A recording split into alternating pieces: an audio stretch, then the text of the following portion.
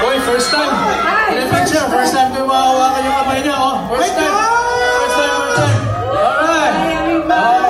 Hi, friends. Okay, bagong lahat.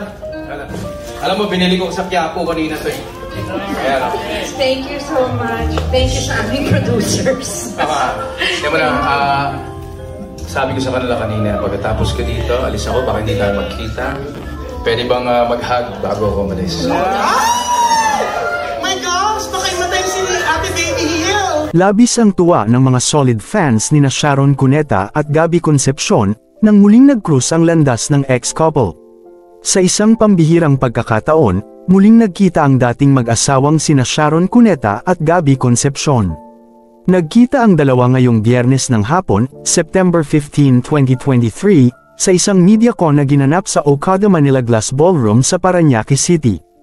Ang MediaCon ay para sa concert na Dear Heart na nakatakdang ganapin sa MOA Arena sa October 27.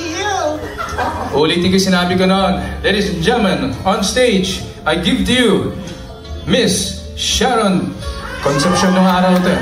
Sharon! Sharon na lang. Sharon!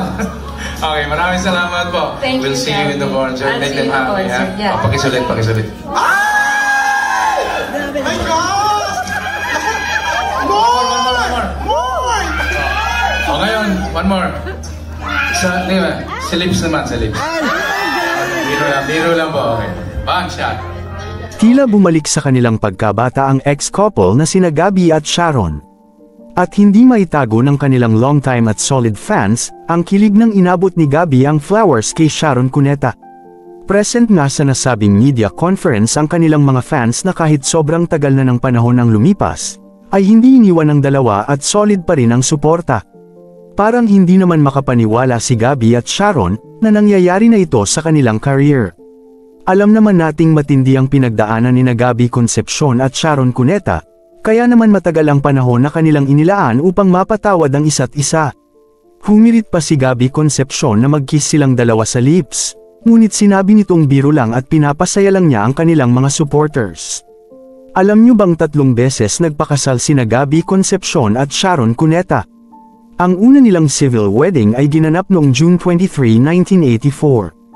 Ang ikalawang civil wedding nila ay noong September 10, 1984 at ang ikatlong beses nilang pagpapakasal, via church wedding sa Manila Cathedral, ay noong September 23, 1984. Nagbunga nga ang kanilang pag-ibig ng isang anak.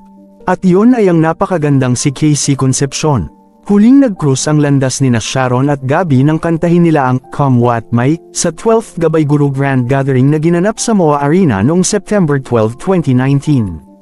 Kaya naman, excited na ang kanilang fans sa nalalapit na concert ng dalawa at hiling nila ay sana maging successful ito. Maraming salamat sa panunood.